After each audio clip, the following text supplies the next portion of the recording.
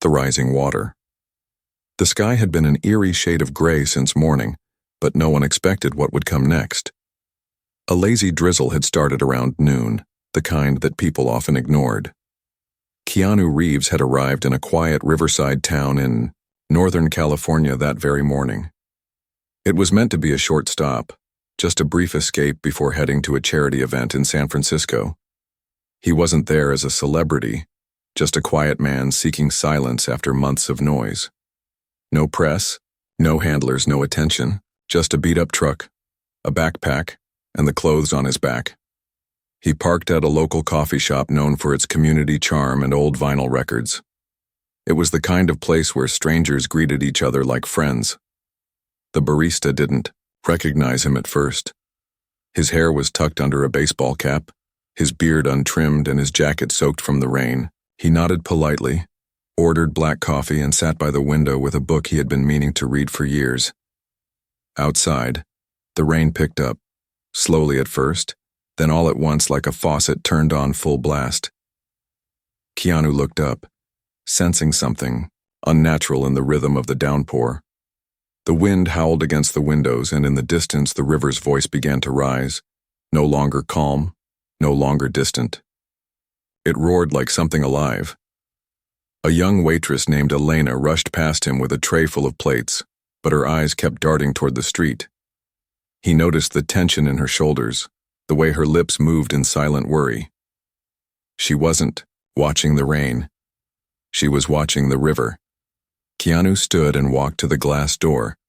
The water that had once politely stayed within the banks of the river was now racing down the street like a wild beast. Cars were already half submerged. The river had breached, and it was coming. He turned to Elena. "Do you have an evacuation plan?" She shook her head, stunned. "We've never had floods this bad. It's never been like this." Keanu's voice was calm, but firm. "We need to get everyone out now." Panic hadn't hit the patrons yet. They were still sipping coffee, watching the storm like it was entertainment. Then a scream cut through the room. A man pointed out the window. A child's stroller floated down the street. That moment shattered the illusion. Suddenly, everyone realized the danger was real. Keanu didn't wait. He helped elderly guests to their feet, instructed the staff to guide people to the back exit, which led uphill. He moved like he had done this before, like he had trained for chaos. But no one knew this wasn't training. It was instinct. It was heart. Within minutes, the coffee shop emptied out. But Elena lingered. "I need to find my sister. She works at the bookstore across the river."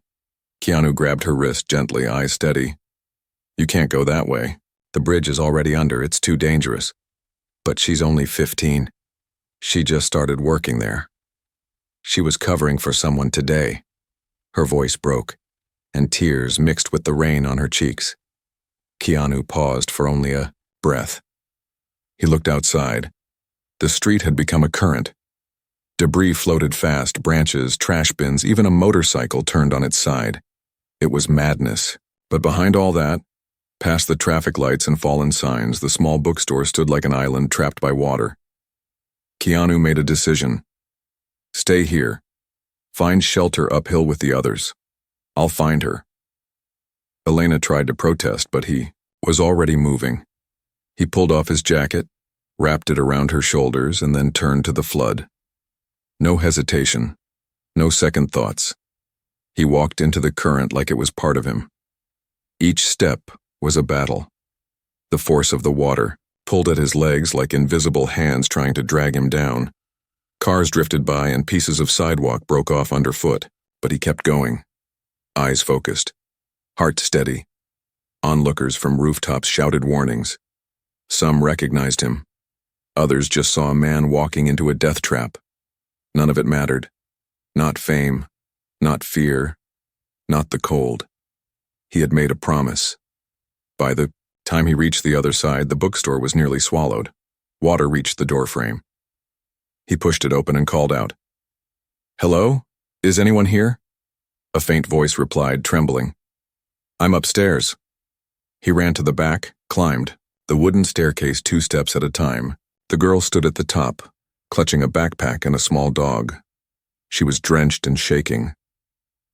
I didn't know what to do. Keanu reached her, crouched low, and held out his hand. Your sister sent me. We're getting you out. She hesitated. Who are you? He smiled gently. Just someone who cares. They descended the stairs carefully, but halfway down the building groaned. The foundation trembled. Outside, the street had turned into a full-blown river, rising faster than they expected. The front door was no longer an option. Water had swallowed it. Keanu led her to the back window, kicked it open, and climbed out onto a fire escape that swayed under their weight. Thunder cracked above. Lightning split the sky in pieces. Hold tight, he said. She clung to his shirt with one hand, the dog tucked under her arm. He guided them down slowly, using muscle and precision, keeping his body between her and danger. As they reached the alley, they found the narrow path he had used earlier completely gone. The water was chest-high now and rising. He glanced toward the hill where Elena stood with her hands covering her mouth, eyes locked on them. Keanu gave the girl one instruction. Whatever happens, don't let go of my shoulders. Then he lifted her onto his back, wrapped her arms tight around his neck, and stepped into the current again. Each movement was deliberate, every breath controlled. He was carrying not just a life, but a promise, a bond formed in crisis. But the river was not kind. It surged violently. A dumpster floated toward them with speed. Keanu turned his body, shielding the girl, taking the impact with his ribs. Pain shot through him, but he kept moving. Halfway across, the dog slipped from her grasp. It yelped as it was swept away. "Rocky!" she screamed. Keanu paused. He saw the dog flailing, caught on a piece of driftwood. Without a word, he shifted direction. His arms trembled from effort. Every second in the cold water drained his strength, but he pushed through. He reached the dog, secured it with one hand, and continued moving. The hill was just ahead. People were shouting, reaching out. Someone ran into the water to meet them. It was Elena. Together, they pulled the girl and the dog to safety. Keanu collapsed at the edge, chest heaving, soaked to the bone. His lips were blue, but his eyes still held warmth. Elena dropped beside him. You found her. You really did. Keanu smiled weakly. I keep my promises. But before anyone could celebrate, a loud crash echoed across the valley. The bookstore behind them groaned one last time, and then collapsed into the river, vanishing in seconds. Everyone went silent. The girl turned to look at Keanu, eyes wide, with realization.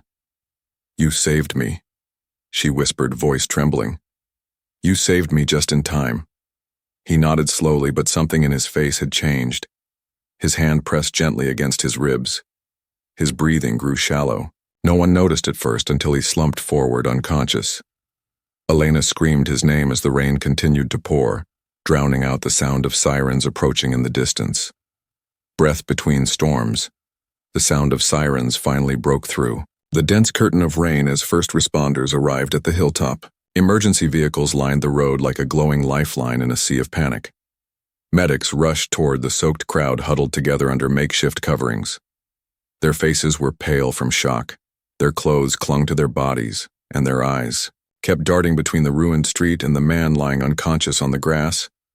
Keanu Reeves, the man who had walked through a living river to save a girl and her dog, was no longer moving.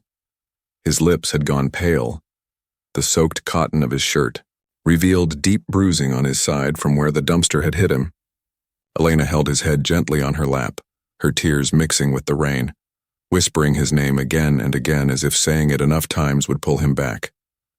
Her younger sister, Mila, knelt beside them, clutching Rocky, the little terrier, tightly to her chest. Her face was streaked with fear and awe, and she didn't speak. She couldn't. She just kept looking at Keanu like she was watching someone not quite human, someone pulled out of a storybook and thrown into a nightmare.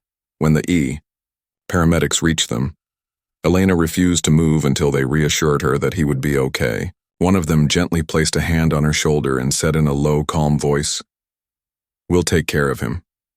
He's in good hands now. But Elena, trembling, whispered back, "He didn't have to do that. He didn't even know us." The medic looked down at Keanu's face, recognizing him only then, and said quietly, "Sometimes people don't need to know you to save you."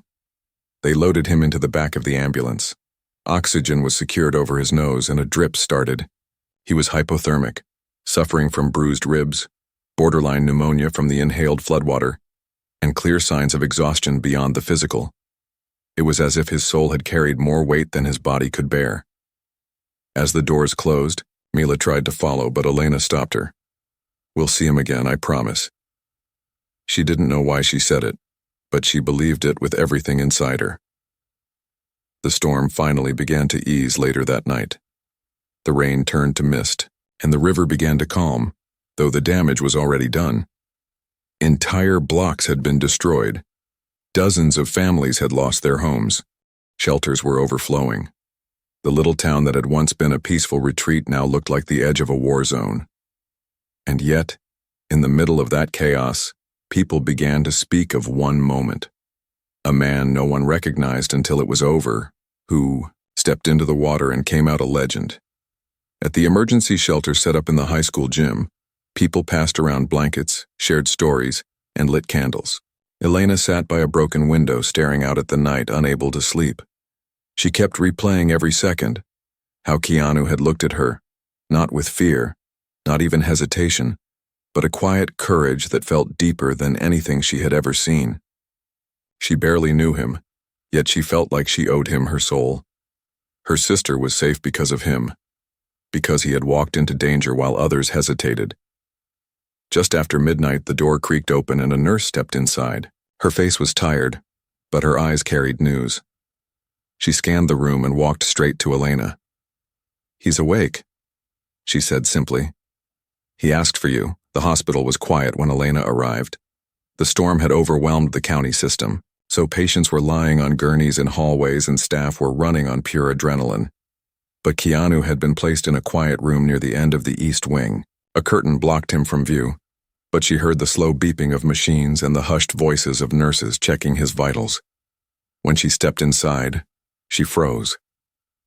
He looked nothing like the man who had stood in the rain that afternoon. He was pale, wrapped in layers of blankets, his chest rising and falling with difficulty, but his eyes, those same deep, thoughtful eyes, opened as soon as he heard her footsteps. "Hey," he whispered with a faint smile.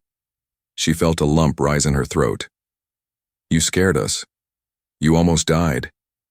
He gave a weak chuckle, followed by a wince of pain. "Been through worse." "Why did you do it?" she asked, stepping closer. "You didn't know us. You could have walked away." Keanu stared at the ceiling for a long moment before answering. "Because when the world breaks open, someone has to hold the pieces together, even if it's just for a minute. Maybe especially then." Elena sat beside him. "You didn't just hold things together. You saved lives."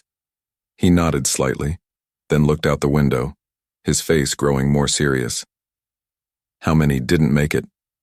Her silence answered him. He sighed, closing his eyes. "There's always more work to do." He stayed in the hospital for 3 more days. Word had gotten out by then. Reporters showed up, camera crews circled the property, and people started camping out just for a glimpse of him. But Keanu refused interviews. He asked the hospital to keep everything quiet. When someone tried to bring him a phone so he could see the trending videos of his rescue online, he gently declined. "I didn't do it for the clicks," he said softly to the nurse. "I did it because she was someone's sister." But the town didn't let him disappear. The mayor himself came to visit, offering gratitude and a small plaque, though Keanu kindly asked that it be given to the rescue teams and volunteers instead. He requested no special treatment, no headlines. He wanted to walk the streets again like a regular man, so after his discharge he returned to the shelter, not as a guest but as a helper. For the next several days, Keanu carried boxes, helped elderly folks find their lost medications, and even read bedtime stories to children who had nightmares from the flood. No camera caught him, no microphone recorded him, But everyone who met him felt something change, something unspoken, something warm. One afternoon, Elena found him sitting on a bench outside the shelter, staring at the horizon, where the sun had finally broken through the clouds. She sat beside him in silence. For a while, neither spoke. Then he asked, "Do you know what it's like to almost drown?" She nodded. "I think I do now."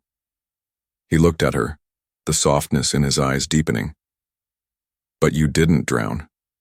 You survived, and you brought others with you. That matters." Elena's voice cracked. "But it was you who saved us." He smiled faintly. "Maybe. But now it's your turn to save someone else." She didn't understand what he meant until the next day, when a new storm warning was issued. A second surge was coming, stronger, fiercer, and more unpredictable than the first. The town was not ready. The repairs hadn't been completed. The river, still swollen and angry, was waiting, and this time Keanu wasn't the only one who would have to make a choice. The second wave, the town hadn't even begun to breathe again when the second storm warning was issued. Officials tried to stay calm, telling everyone it might pass over or shift course, but the people who lived near the river knew better. They could feel it in the air.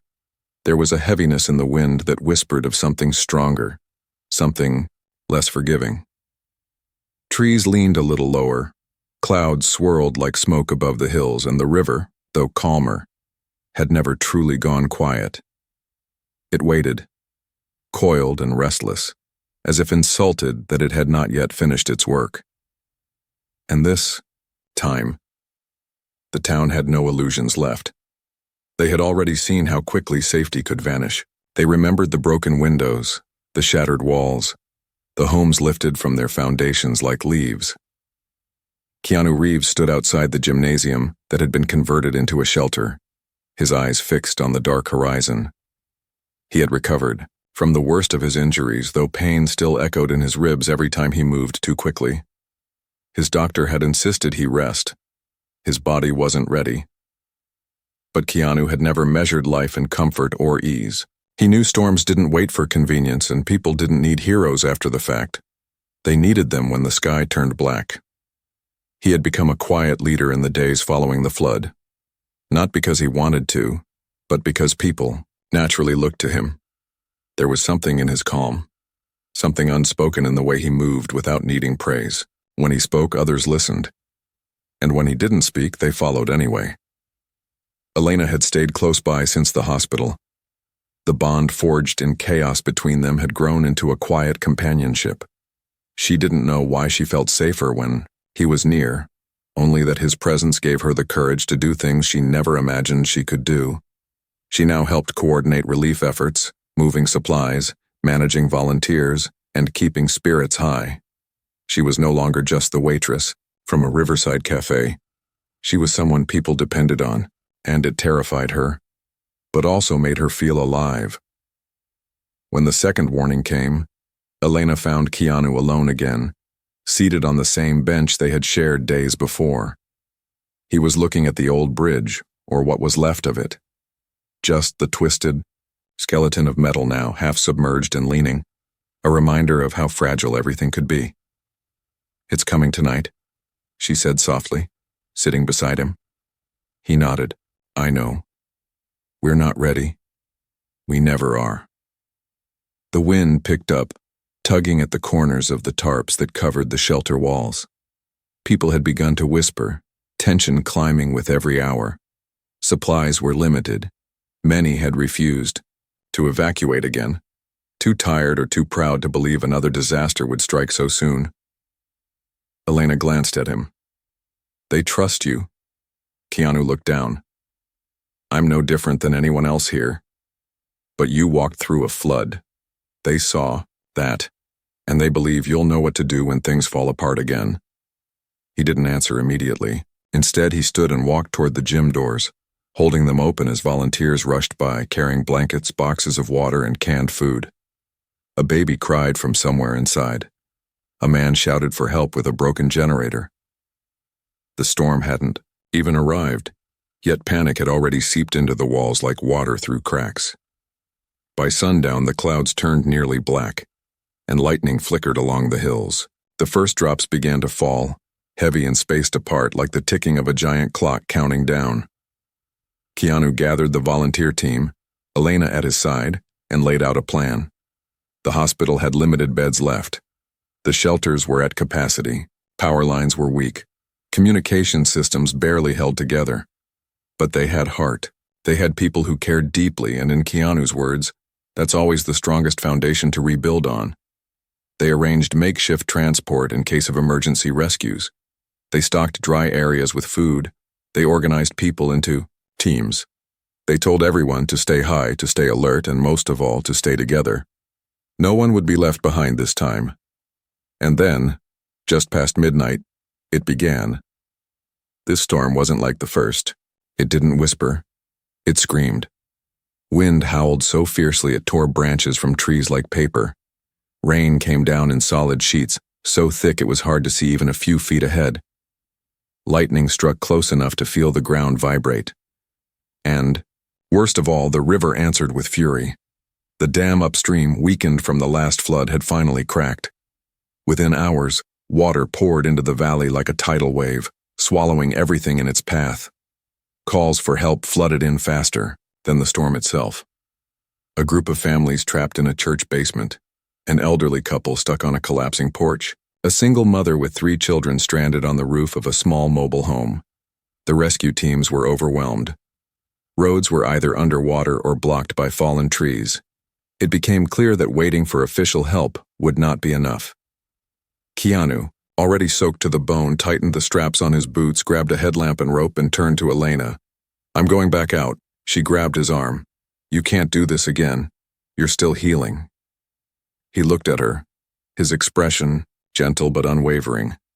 "Then they need me now before I'm broken again. What if you don't come back this time?" He smiled, the kind of smile that holds both sadness and strength. "Then you lead the next one." He moved fast, choosing to go after the mobile home family first. The water had reached nearly the top of their windows, and the current tore at the foundation with every passing minute. The children were crying, their mother waving a flashlight wildly in the dark. When Keanu arrived, she broke down in sobs, thinking help would never come. He swam to the house, rope secured to his waist, tied the line to a utility pole, and began moving the kids one by one, carrying them across the freezing water. The youngest was barely a toddler, the oldest no more than 9. It took 3 trips to get them all, and by the end, Keanu's limbs felt like lead, but he didn't stop. Next was the elderly couple. Their roof had already collapsed when he got there. Only the husband was visible, calling out for his wife. Keanu dove into the swirling water more than once before finding her wedged beneath, a piece of floating debris. She was unconscious but breathing. He tied her to his chest with the rope and kicked with every ounce of strength left in him. Back at the shelter, Elena waited, coordinating rescues by walkie-talkie and flashlight. Her voice never shook, but inside, she was unraveling.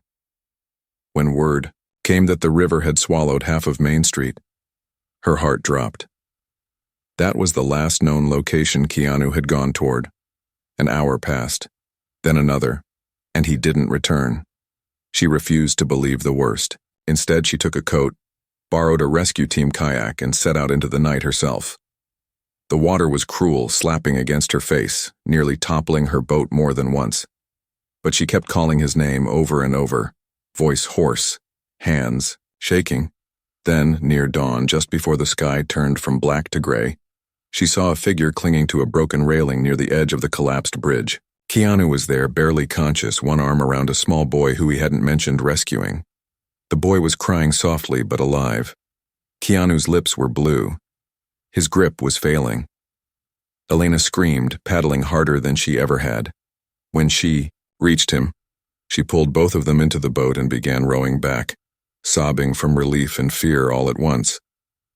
When they made it back to the hill, she fell to her knees beside him, his eyes open just enough to see her face. "You found me," he whispered. "Of course I did," she cried. "You promised we don't leave anyone behind." His eyes closed again, but this time not from weakness. Just rest.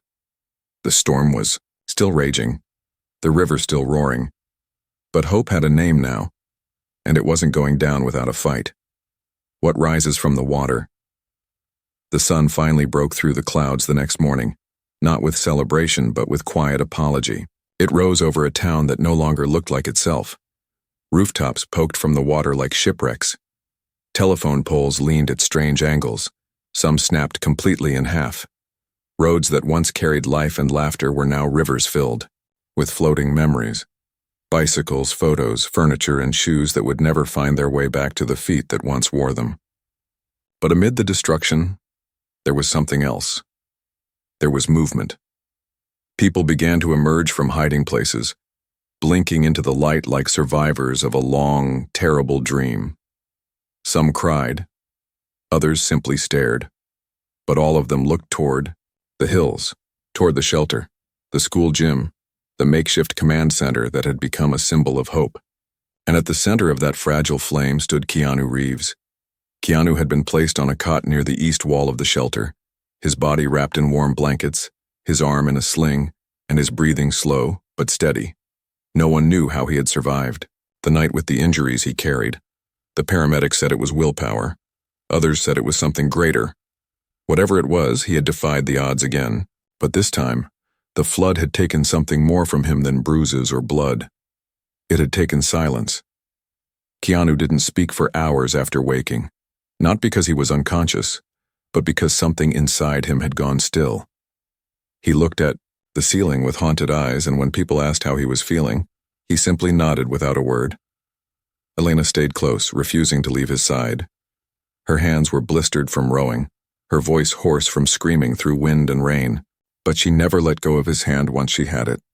She knew he was holding something in, something heavy, and she didn't rush him. She just stayed. When the town's power came back on in patches, reporters arrived again. Helicopters circled overhead. News vans parked outside the shelter's parking lot. The world wanted to know the story. They wanted images, interviews, and headlines. But Keanu refused all of them. He gave no statement, held no press conference. Instead, he pointed them toward the volunteers, the local firefighters, the teachers who had opened their classrooms to the homeless. "Talk to them," he said once, finally breaking his silence. "They're the real story." It was that morning, just after sunrise, when something strange happened. A little boy approached Keanu's cot. He was about 5, barefoot, wrapped in a towel. He stood beside the bed, holding a broken plastic toy. It was missing a wheel. The paint faded from years of use. The boy didn't say a word. He just placed the toy on Keanu's blanket, looked at him, and smiled. Keanu looked down at the gift, then at the boy. Something shifted in his face. Not much, just enough. The quiet cracked. A tear rolled down his cheek and then another, and for the first time since the second storm had begun, Keanu wept. Not out of pain, but out of something deeper. Gratitude, sorrow, release. From that point on, everything changed. Keanu began to move again, slower than before, but with new purpose. He joined the crews cleaning debris, guiding rescue teams through flooded zones, comforting families who had lost everything. He didn't lead with loud speeches or commands. He led by being there, by showing up, by sitting with people in their worst moments and simply listening. Elena became his partner in every sense. She organized supply lines, coordinated between the shelter and the local hospital, and kept records of everyone rescued. Together, they became the quiet center of the chaos, the pair everyone turned to when things went dark again. But even as the water receded and roads reopened, a different kind of challenge rose from the depths, one that couldn't be solved with muscle or rope. The town's leadership was failing. The mayor, overwhelmed by pressure and media scrutiny, had stepped down. Decisions were stalled, relief funds weren't arriving fast enough, and rumors spread that developers from out of town were circling like vultures, offering to buy up damaged properties for pennies. People were scared, not just of the river now, but of being forgotten. It was during a late-night meeting under candlelight that someone said the words everyone was thinking. "We need someone who actually cares to lead. Us.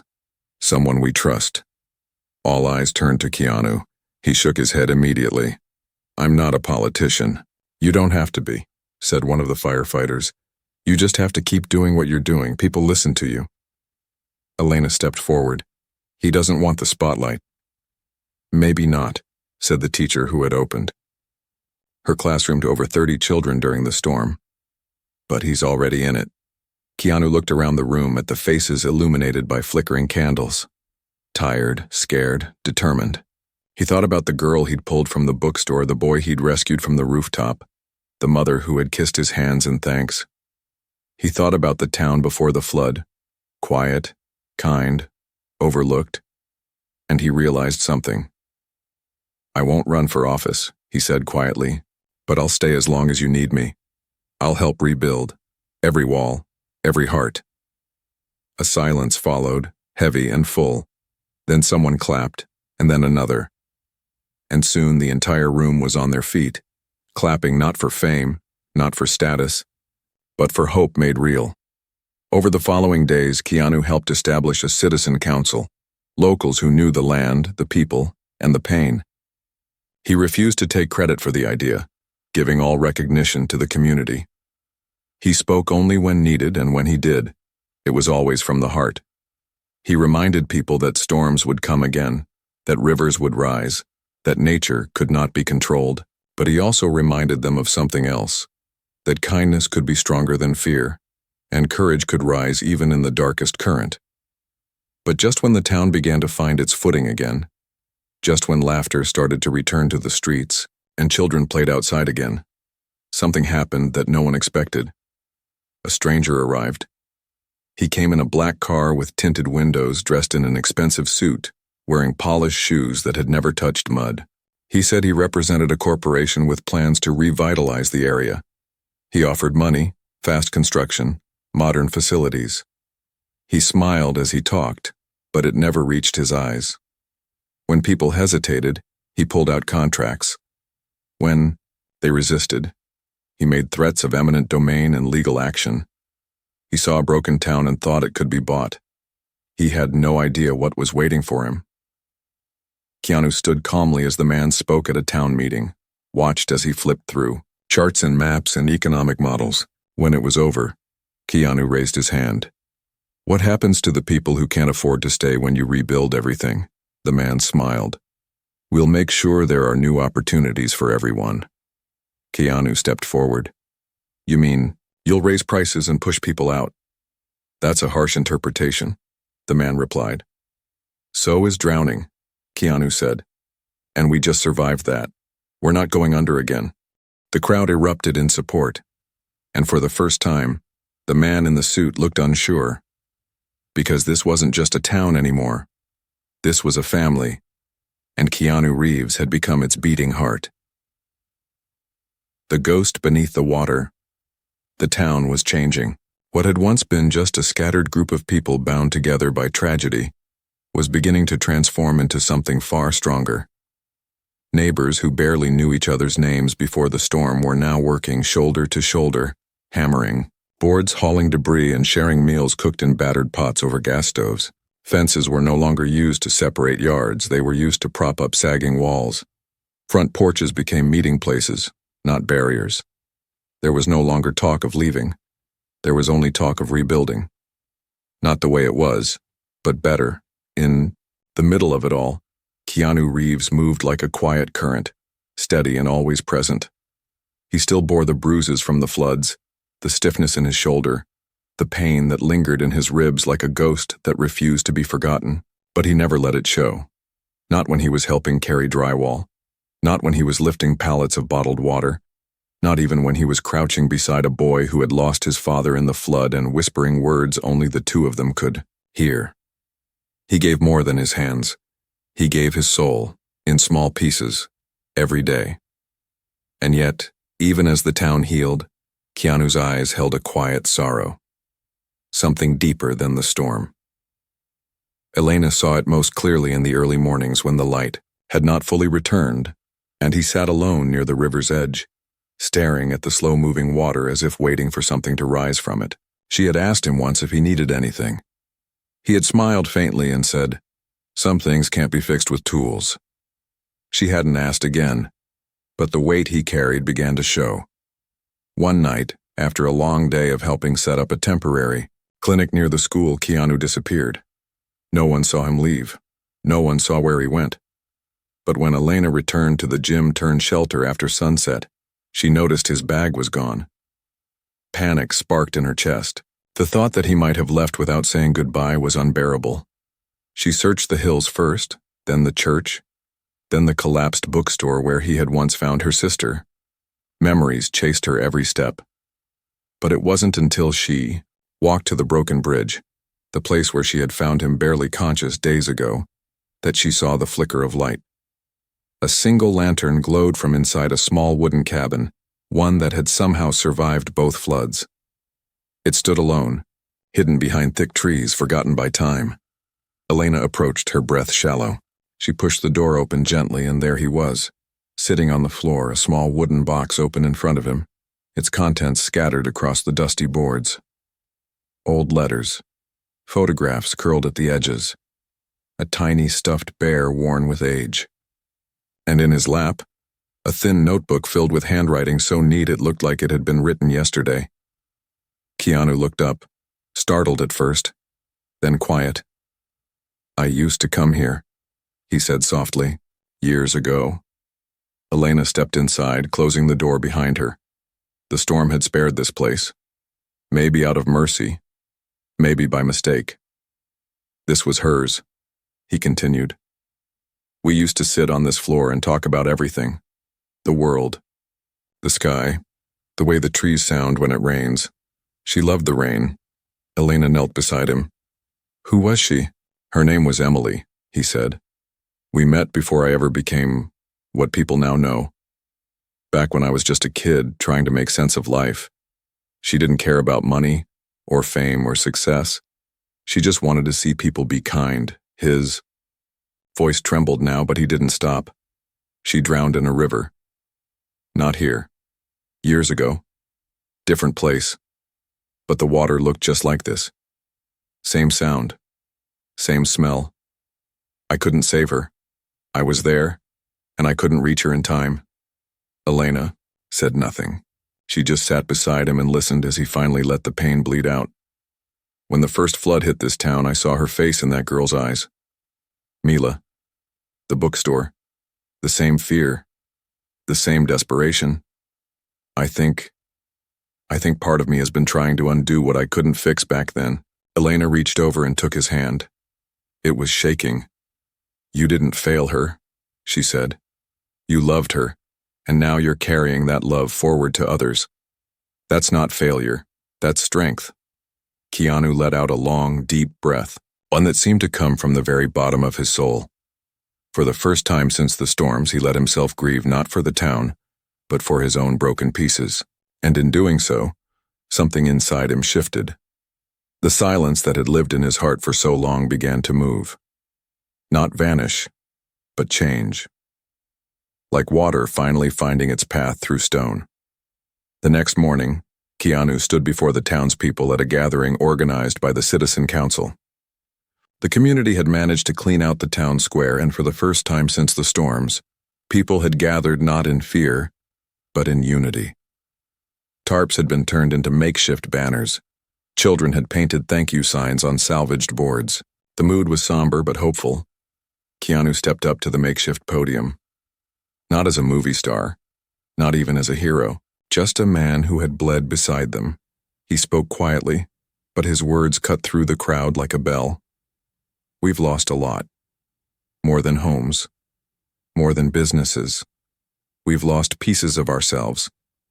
But what we've found is each other. And I believe with all my heart that the strength of this town is not in its buildings. It's in its people. It's in how we show up for one another, even when we're broken, especially when we're broken. There was no applause. Just silence. Thick, heavy, respectful silence.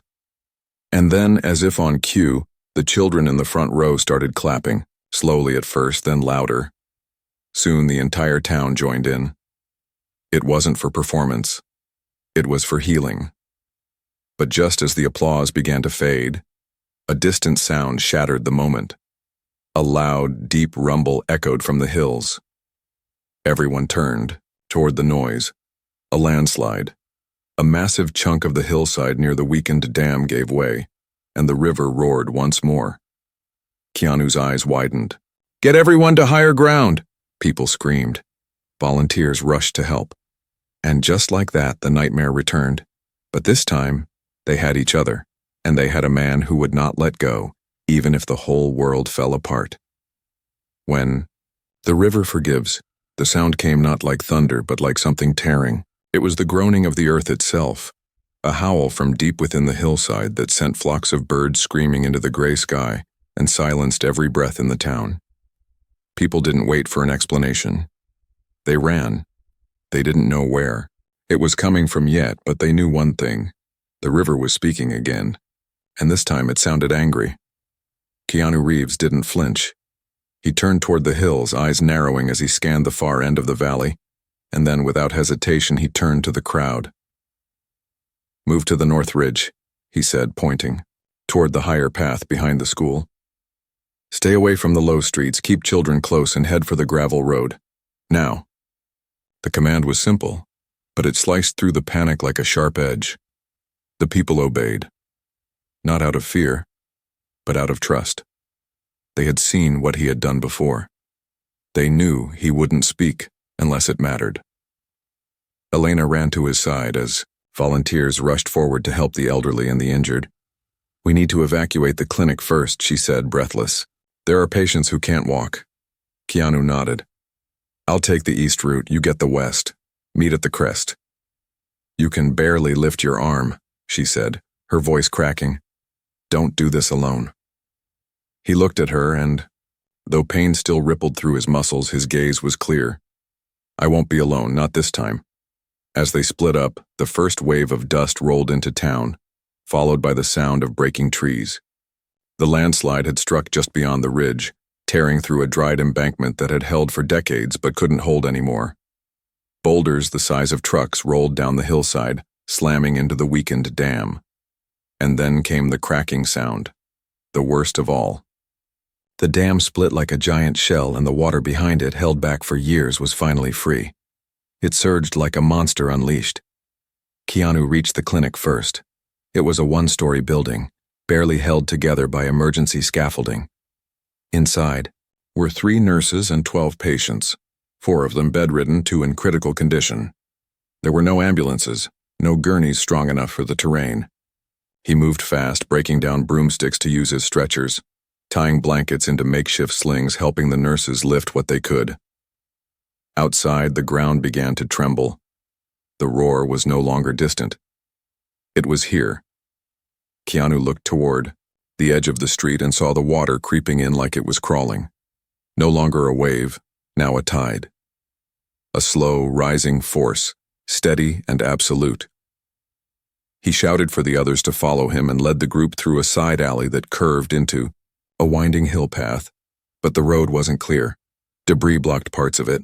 Downed power lines sparked from the ground, and a section of the path had collapsed entirely. He lifted a boy onto his back, one leg broken, and carried him across the jagged edge using nothing but his balance and will. Each step sent fresh pain through his ribcage, but he didn't stop. The boy cried into his shoulder, clutching his shirt, and Keanu whispered, "Almost there. Almost home." By the time they reached the crest, Elena was already there with the rest of the townspeople, forming a human chain to pull others up the final slope.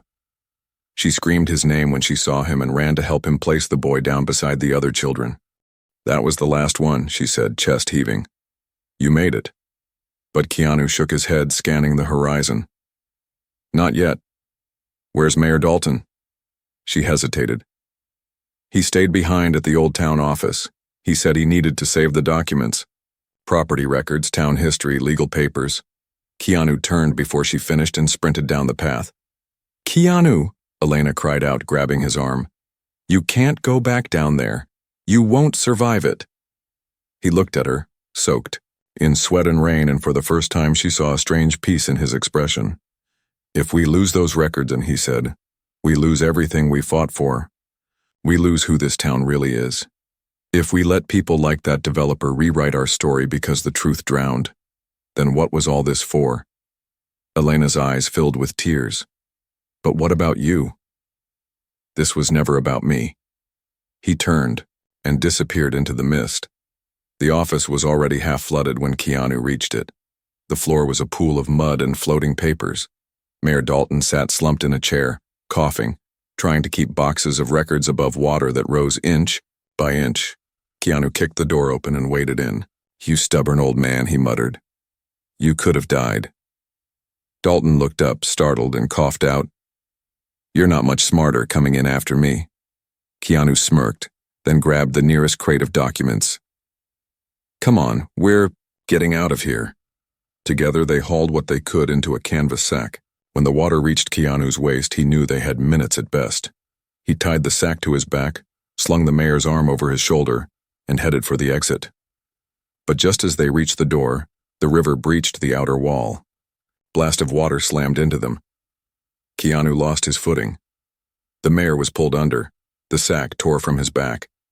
Keanu dove, blindly reaching, heart pounding. He found the mayor first, pushed him toward a floating beam. Then he went for the sack. His fingers found the edge, but the current was vicious. It spun him, dragged him toward the broken wall. He gritted his teeth and held on. The flood didn't care who he was. Didn't care what he had done. It pulled at him like claws, tearing his skin, battering him against debris. But he held on. When they found him hours later, he was unconscious again, wrapped around the documents, battered, bleeding, but alive.